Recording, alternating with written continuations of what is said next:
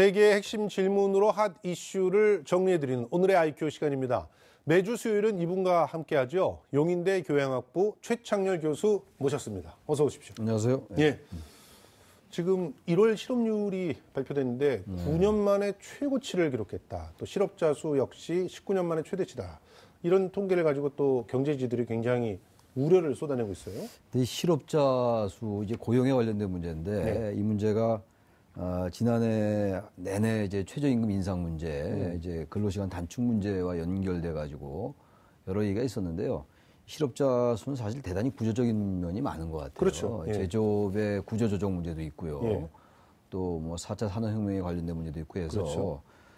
이게 어떤 통계 지표로만 가지고 어떤 이 경제를 성장 위주로만 가는 이런 패러다임은 좀 안 될 것 같은데 문제는 이 실업률을 줄이고 그리고 어쨌든 취업자 수를 늘리는 이런 것들이 중요합니다만 역시 중요한 거는 본질적으로 분배와 성장이 잘 선순환되는 이런 구조를 만들어 나가는 게 그게 중요하다고 생각합니다. 아니 실제로 그 마음껏 해고할 수 있게 해놓고 또 정년 앞당겨서 다 퇴직 마음대로 시킬 수 있게 해놓고 실업자 수 왜 이렇게 자꾸 증가하냐고 이렇게 얘기를 하면은 도대체 그러니까 이게 앞뒤가 너무 안 맞는 얘기인 것 같아요. 노동 시장의 유연성을 얘기하면서 그래서 정리해고를 이제 용이하게 하는 건데 그건 이제 필연적으로 실업자 수의 증가로 나타날 수밖에 없는 구조거든요. 이런 것들을 같이 이제 봐가면서 해야 되는데 어느 한쪽만 강조하면서 하다 보니까 경제 구조가 본질적으로 점점 양극화가 심화될 수밖에 없다라고 생각합니다. 국민들은 그런 부분을 잘 모르시거든요, 사실. 그렇죠. 그러니까 고용이 유연화돼야 된다라는 식으로 한쪽에서는 경제 신문들이 얘기를 하고 또 한쪽에서는 실업자 수 증가하니까 대책 세우라고 얘기하면 이 앞뒤 안 맞는 모순을 도대체 어떻게 이해를 하면서 기사들을 쓰시는지 참 모르겠어요. 어느 한쪽만 얘기하면 안 되는 거죠. 여러 면을 같이 종합적으로 보면서 얘기를 해야 되는데 한쪽으로만 자꾸만 부각시키다 보니까 어떤 그 본질적인 해법이 나오기가 더 어려운 구조다. 그렇습니다. 보여집니다. 고용을 유연화시키면 당연히 실업자는 늘어난다. 그렇기 때문에 고용을 유연화하더라도 사회적 안전망을 어떻게 잘 확보하느냐. 이제 그런 부분에 돈을 써야 된다. 이렇게 좀 기사를 쓰는 그런 날이 빨리 왔으면 좋겠습니다. 자, 그러면 오늘의 IQ 주제 화면으로 만나보시겠습니다. 카풀 중단, 택시요금 인상에도 택시기사의 연이은 분신 배경은? 자, 지난 11일이었습니다. 여의도 국회 정문 앞에서 또 한 명의 택시기사가 분신을 시도했습니다. 최근 2달 새에 벌써 지금 3번째 아닙니까? 그렇습니다. 지금 지난해 12월 달에는 분신 사망했죠, 최모 씨가. 그리고 지난달에도 한 명이 또 분신해서 사망했어요. 이번에 이제 사망하지 않았는데 이 2달 사이에 이렇게 3번씩이나 이런 분신 이제 시도가 있는 거는 아무튼 그냥 보완넘길 문제는 아닌 것 같아요. 물론 이분들의 이 극단적인 선택이 뭐 잘했다고 볼 수는 없다 하더라도요. 이분들의 왜 이런 분신이 이어지고 있는가, 택시기사들이 이런 부분들을 우리가 좀 면밀하게 살펴볼 필요가 있습니다. 그렇습니다. 그래서 지금부터 3개의 질문을 던지면서 우리들 모두의 의문점을 파헤쳐 보겠습니다. 먼저 오늘의 IQ가 준비한 첫 번째 질문을 공개합니다. 택시 권리금 때문에 극단적 선택을 했다? 이번에 분신을 시도한 김모 씨는 60대의 개인 택시 기사로 알려져 있습니다.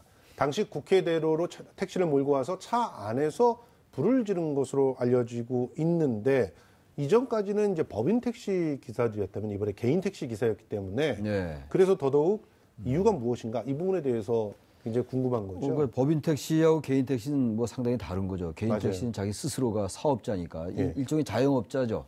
그런데 지금 이제 법인 택시와 달리 이번에 개인 택시 기사가 이런 분신을 시도한 건요. 여러 가지 분석이 있을 수가 있는데 일단 택시 권리금에 관련된 문제가 아니냐 이렇게 좀 분석들을 하는 것 같더라고요.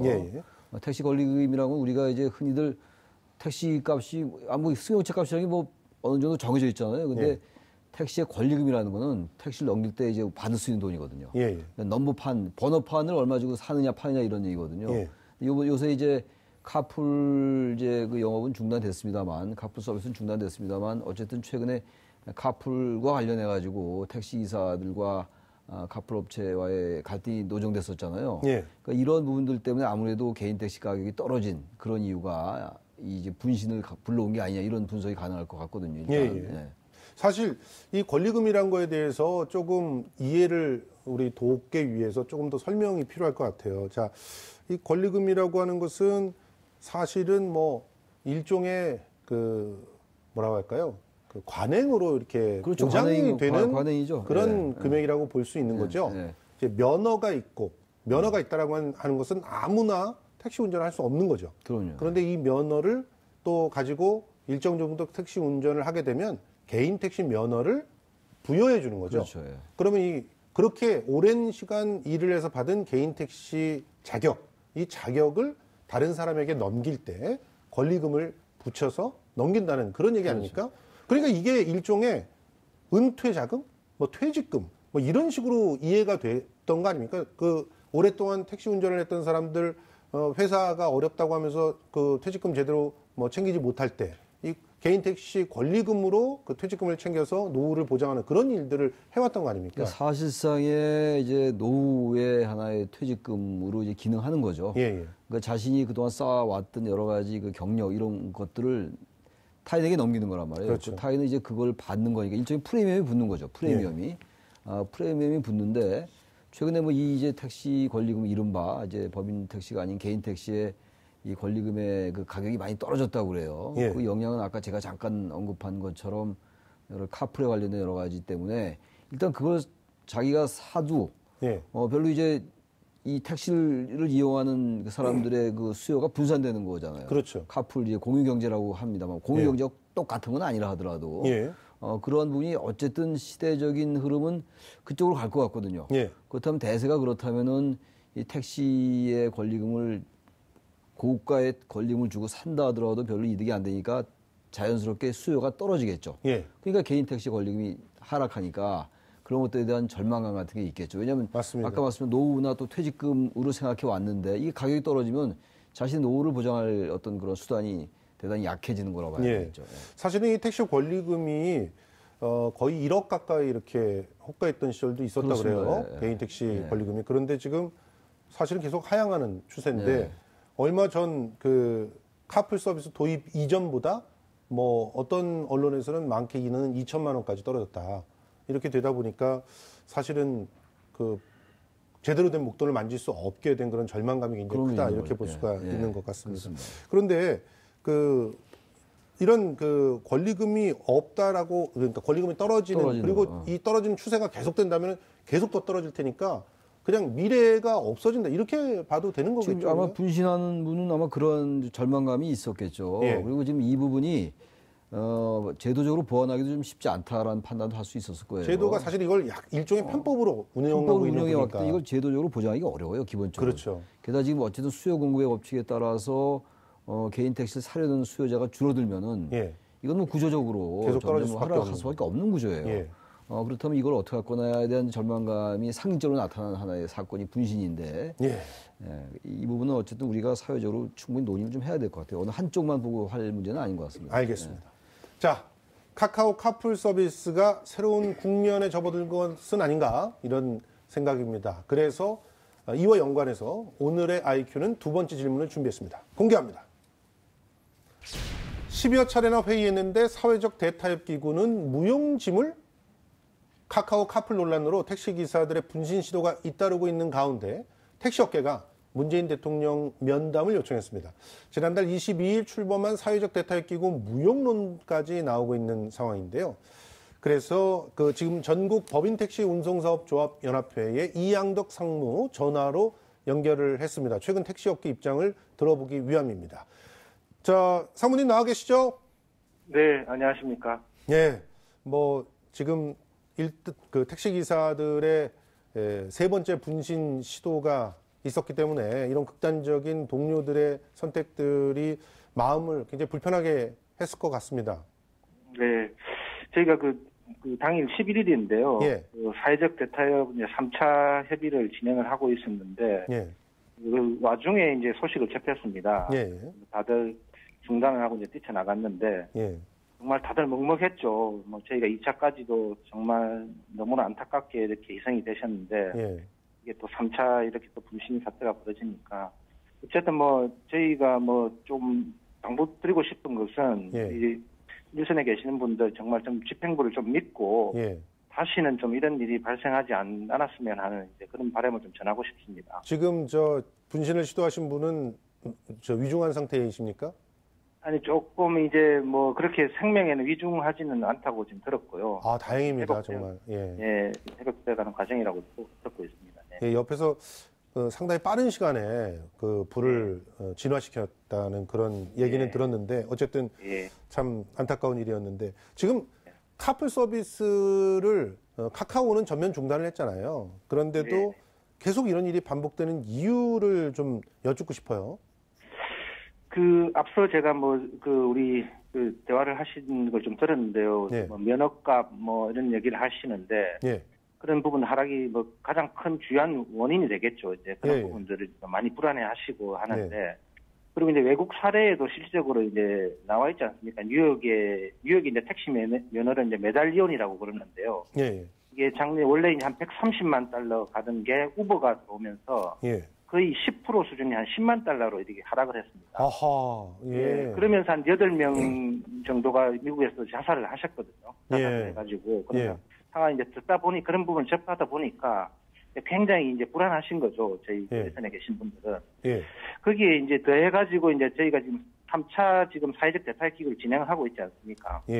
근데 이제 여기에서 저희가 정부나 정부 여당에 이제 말씀을 드리고 있는 게 뭐냐면은 일단 3차까지 오면서 저희가 어느 정도 이제 일정 부분 논의가 모아지고 있는 부분이 이런 공유경제 택시 혁신 성장을 택시화 가지고 한번 해보자고 했죠. 이런 부분들이 모아지고 있는데 정부한테 저희는 그랬죠. 그럼 이런 부분들을 좀 명확하게 좀 의지를 표명을 해달라. 근데 이제 조금 주저하고 계시는 것 같아요.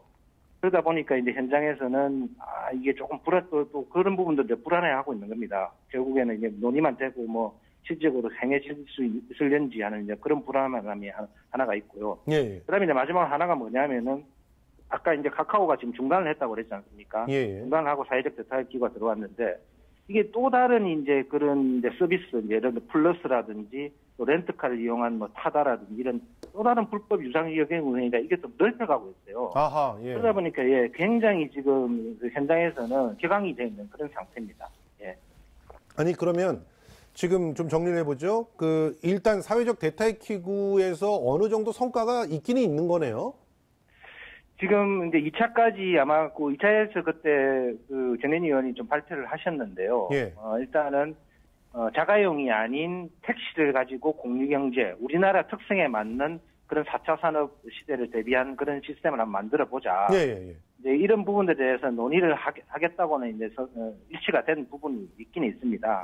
이게 이제 합의까지는 이제 아직까지는 오지는 않았는데 이런 부분들을 지금 진행은 해가고 있는 그런 상황입니다. 그러니까 이런 흐름들에 조금 더 힘을 실어주기 위해서 대통령 면담 요청까지 진행을 한 것이군요.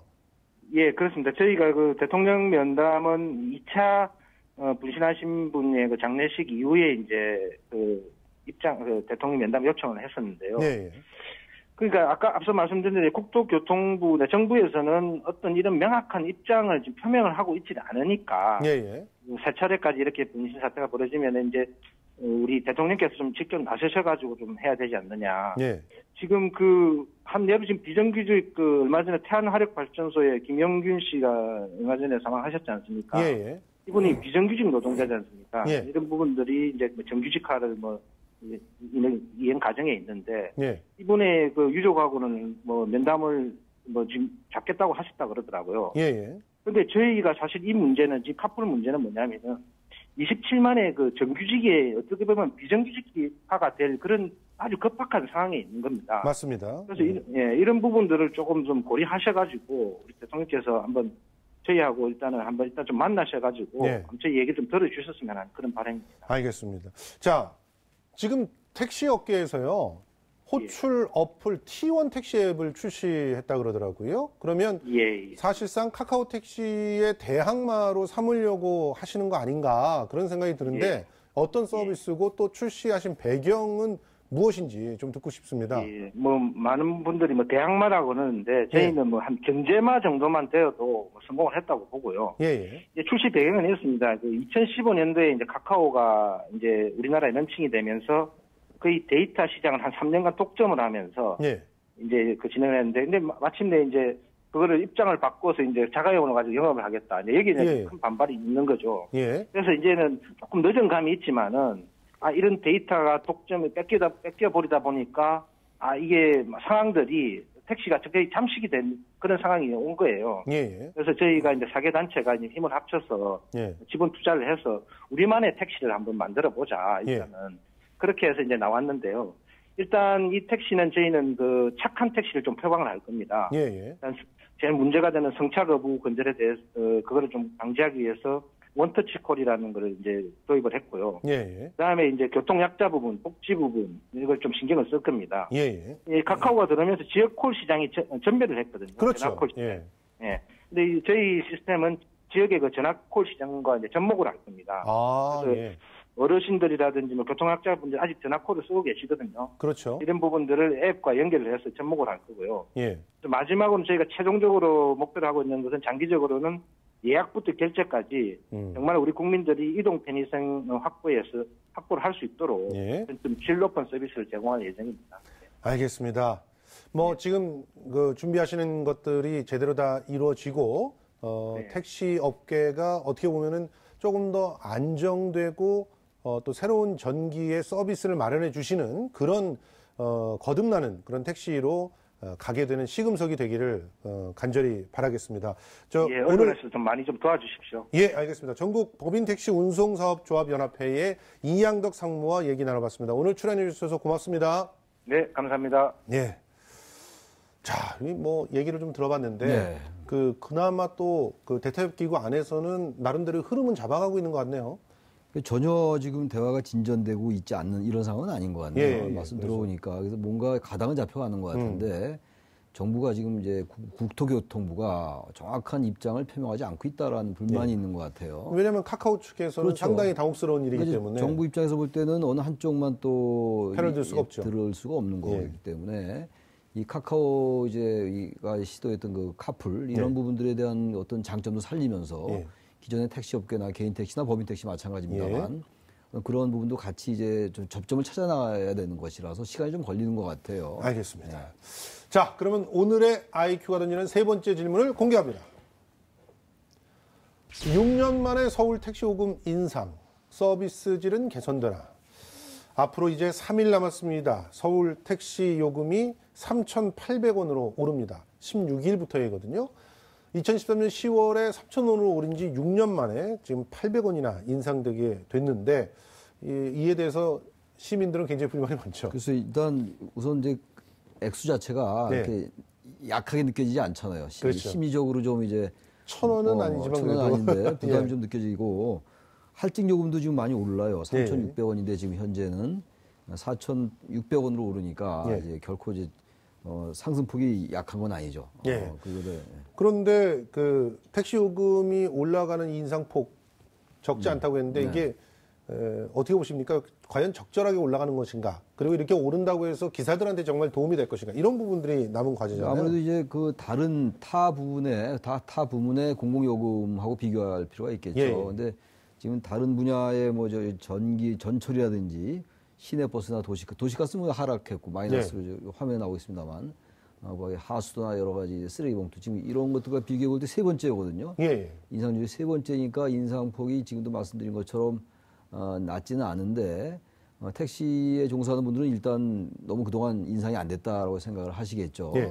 이건 어차피 이제 소비자들과 공급자와는 이해가 이제 엇갈리는 부분이니까 문제는 이제 이 인상 요금에 비해서 시민들이 느끼는 어떤 그 친절한 거라든지 택시 업계가 변했다라든지 이런 것들을 좀 뭔가 가시적으로 느낄 수 있게 해야 되는데 그게 과제일 것 같아요. 그러니까 관건은 결국 서비스란 말이에요. 그렇습니다. 서비스 질이 좋아진다면 800원 정도 더 얹어서 내는 거 별로 그다지 부담스럽지 않을 수도 있거든요. 대다수의 국민들은. 더군다나 택시를 이용하시는 사람들 같은 경우는 상대적으로는 주머니에 돈이 좀 있으시니까 택시를 갖다 턱턱 이용할 수 있는 거 아닙니까? 그런데 지금 택시가 그만큼 서비스를 개선할 수 있을 것인가? 특히나 승차 거부 아주 고질적이죠. 그리고 또 지금 특정한 시간대에 택시가 없다 보면 공급이 딸리다 보면 그렇죠. 그냥 갑이 돼버리잖아요. 네. 이런 문제들을 갖다가 스스로 자정을 할 수 있을 것인가 이게 문제거든요. 기본적으로 지금 택시는 사실은 고급 교통수단이죠. 대중교통수단이긴 합니다만 예. 일반 버스나 지하철하고는 다르단 말이에요. 예. 그러니까 뭐 오르는 거에 대해서는 지나치게 상식을 벗어나지 않는다면 할 말은 없어요. 근데 문제는 지금 말씀하신 것처럼 저도 택시를 가끔 이용합니다만 굉장히 부담스러울 때가 많거든요. 예. 그러니까 그런 부분들을 시민들이 왜 부담을 느끼는 건가, 왜 예. 불편을 느끼는 건가 이런 것들을 좀 면밀하게 강구할 필요가 있어요. 보완책을. 어떤 시간엔 전혀 택시가 안 잡힌단 말이죠. 맞아요. 그리고 어떤 또 택시가 쭉 줄 서 있고 말이죠. 그런 특정한 구간에서만 줄을만 또 서 있고 또 특정 구간에서는 무조건 같은 제가 경기도 사는데 예. 경기도 버스인데 경기도 같은 동네도 안 가고 그러더라고요. 맞아요. 가면 한 5분이면 갈 것 같은데 급해서 예. 그건 안 간다 이래요. 장거리 뛰어야 된다는 거거든요. 그렇죠. 이런 것들은 물론 택시기사분들의 애론이 있어요. 당장 뭐 산악금도 내야 되고 여러 가지가 있는데 그걸 다 들을 수는 없지만 바로 그래서 그 부분을 조금씩 시민들의 수요에 맞춰갈 때 그럴 때 택시 요금이 인상돼도 시민들의 저항감이 없는 거거든요. 그래서 예. 이 부분은 이번에 뭐 인상은 결정된 거니까 이번을 계기로 해서 또 여러 가지 지금 택시의 그 변신을 모색하는 그런 단계잖아요. 지금 그렇죠. 카풀 서비스라는 것도 있고 해서 뭔가 시민들이 택시값이 올라도 요금이 인상돼도 아까울 게 없다 이런 인식을 줄 그런 노력이 좀 필요하다고 봅니다. 시민들 다수가 카풀 서비스를 원하고 있는 건 사실입니다. 그리고 요금을 올리는 것에 대해서도 굉장히 따가운 눈초리를 보내고 있는 것도 사실입니다. 그렇기 때문에 택시 업계 입장에서는 엄청난 장벽과 지금 나란히 또 싸워야 되는 그런 상황이라고 볼 수 있는데 과연 어떻게 타협점을 찾는 게 좋을까요? 결국 카풀 서비스도 완벽하게 거부할 수는 없을 겁니다. 아마 예. 그것도 또 다른 시민들은 또 그걸 가지고 또 혁신 성장을 하고 소득을 증대시켜야 되고 고용도 창출해 나가야 되는 이런 문제가 있기 때문에 예. 특히 정부로서는 어느 한쪽에 손을 들어줄 수 없는 거거든요. 그러나 분명한 것은 현재 이 택시 업계가 많은 어려움에 처해 있는 것도 사실이란 말이죠. 그래서 아무튼 조금씩 양보할 수밖에 없고 사회적 타협 기구가 가동 중에 있으니까 지금 무역론은 나오고 있다 하더라도 그 예. 뭔가 대화를 해야지 해결책을 찾을 수 있는 거 아니겠습니까? 예. 무역론은 저는 뭐 동의하기 어렵고 예.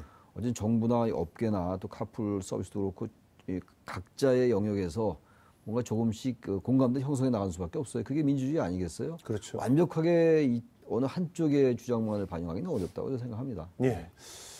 뭐 아까 우리 그 이양덕 상무의 얘기에서도 나왔지만 그 택시를 중심에 놓고 얼마든지 공유경제 아이디어를 발현할 수 있지 않느냐 뭐 예. 이런 얘기들을 하셨는데 그런 지적이 굉장히 뼈아픈 것 같아요. 이제 카풀도 예. 이제 카카오나 이런 특정 업체에서만 하는 게 아니고 예. 택시 업계가 직접 카풀에 뛰어들 수도 있는 거죠. 바로 그게 아까 T1 앱 이런 거잖아요. 근데 그거는 이제 뭐 택시로 하는 그런 새로운 그렇죠. 새로운 카카오 택시 같은 그런 서비스니까 이제 그런 부분들을 조금 더 공고하게 이렇게 해주면 뭐 사실은 수요 공급이 지금 안 맞는 이유가 특정 시간대에 택시들이 뭐 몰리고 그리고 특정한 장소에 몰리고 뭐 그러니까 이제 그런 부분들을 잘 이제 빅데이터로 좀 펼쳐주면 예. 첨단 기술이 있으니까 예. 그걸 잘 맞추면은 소비자도 그렇고 시민들도 그렇고 택시 업계도 어려움을 좀 극복할 수 있는 방안이 있을 것 같아요. 어느 한쪽에 편중되는 게 문제거든요. 그렇죠.